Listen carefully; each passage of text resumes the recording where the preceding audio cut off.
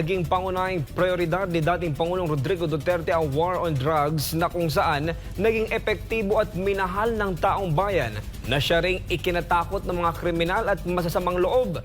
Ngayong 2 taon na ang nakalipas magmula nang maupo sa pagkapangulo ng Pilipinas si Bongbong Marcos Jr. Natupad kaya nito ang pangako noong eleksyon na ipagpatuloy ang nasimulan ng Duterte administration sa war on drugs? O bumalik lang sa dati na kung saan hindi ramdam ng mga Pilipino na mayroong gobyerno na pumoprotekta sa kanila mula sa mga masasamang loob? Tungayan natin ang special report ni Almar Forzuelo. Ano ang unang pumapasok sa isip mo sa tuwing maririnig ang salitang pulburon? Sa akin po, opo, masarap po talaga yung pulburon. Pero hindi naman po based on sa ganung pagkain. Wala. Pagkain po kasi pambata. Alam may halo. may palaman. Pulburon? Pagkain syempre. Pagkain. Alam ba ninyo na ang salitang pulvo ay Spanish word nang ibig sabihin ay alikabok, pulbos o powder? Sa panahon ngayon, dahil sa mga nangyayari lalo na sa mundo ng politika dito sa Pilipinas, ay maaaring nagbago o nadagdagan ang ibig sabihin ng salitang pulburon. Kasi kinakabahan sila, baka any moment ilabas ang pulburon video o yung mga pictures. Ang political vlogger na si Maharlika ang unang nagpauso ng salitang pulburon bilang panghalili sa salitang shabu, cocaine o yung mga ipinagbabawal na droga na ginagamit umano ni Bongbong Marcos. Yan po ang kinatatakutan ng mga bangag kasi alam nila na mayroon talagang 5 pictures na sumisinghot-sikoting ng pulburon. Ang naturang termino ay mabilis na kumalat sa social media at ilang buwan nang pinag-uusapan ng mga Pilipino. Ngunit bakit nga ba nahumaling ang mga Pilipino sa salitang pulburon? Ang paggamit ng salitang pulburon ay hindi lang naging katuwaan. Kaakibat kasi dito ang matinding issue na kinakaharap ng ating bansa. At yun ay kung nasa tamang pag-iisip ba ang taong nagpapatakbo ng ating bansa. Kung matatandaan, bago matapos ang buwan ng Enero ay tinawag na bangag ni dating Pangulong Rodrigo Duterte si Bongbong Marcos na ang ibig sabihin ay gumagamit ng illegal na droga. Nung ako'y mayor, pinakitaan ako ng evidence ng PDEA. Doon sa listahan, nandoon yung pangalan mo, Bongbong Bangag yan. That's why sinasabi ko na sa inyo ngayon, si Bongbong Marcos bangag noon, ngayong presidente na bangag natin ang presidente. May drug addict tayo na presidente. Bagay na imbis sagutin, makailang beses lang na tinawanan ni Bongbong Marcos Jr.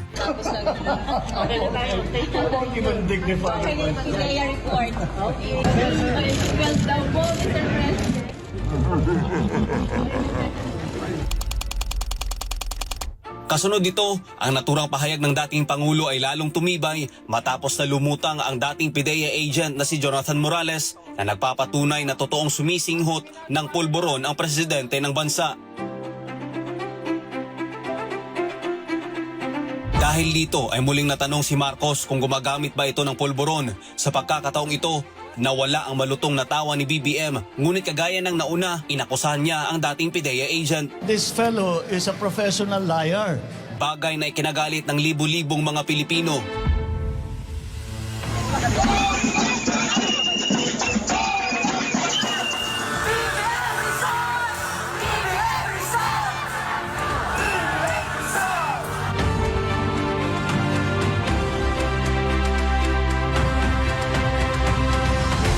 Hindi tuloy maiwasan na magtanong ang taong bayan kung tamang landas pa ba ang tinatahak ng Pilipinas.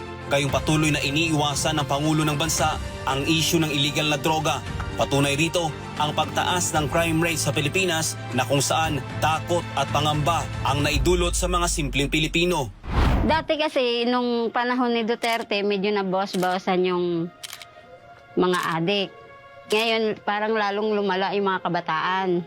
Tatakbuhan sa gabi, nakakatakot, laging may riot. Natatakot na kaming lumabas sa gabi kasi Baka mamaya may makasalubong kaming mga bigla na lang kaming pagtripan. Ang Manila ang nanguna sa may pinakamataas na bilang ng krimen sa buong Southeast Asia. Nasa ika-44 naman na pwesto sa buong mundo. Sa kasalukuyan, dito sa aming komunidad, kung saan kami nakatira dito, kami ay halos 8,000 rito. Dati at ngayon, pagkukumparahin ko muna, no?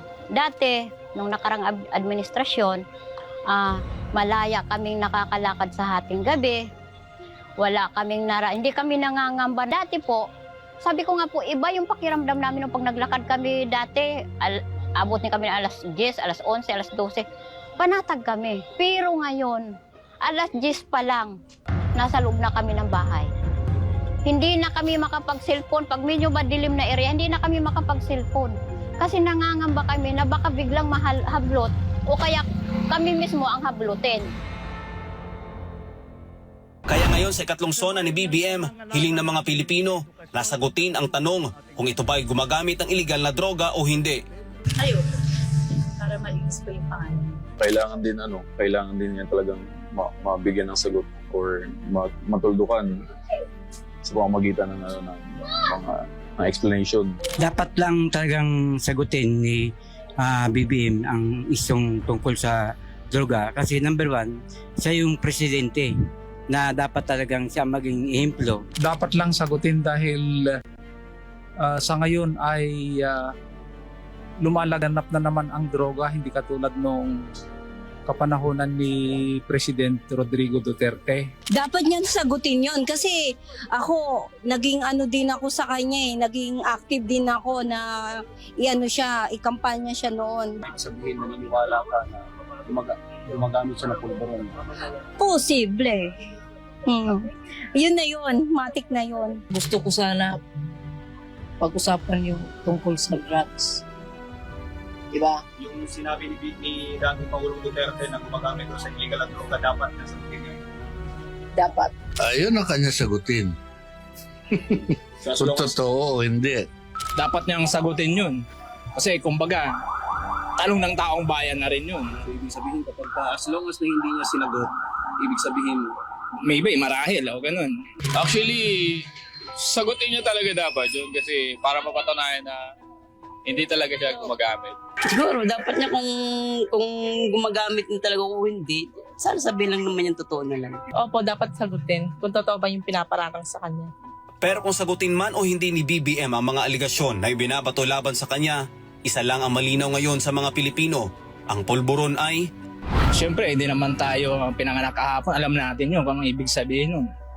Yun na yun. Kapag ka naririnig mo yung salitang pulburon, ano yung pumapasok sa isip mo?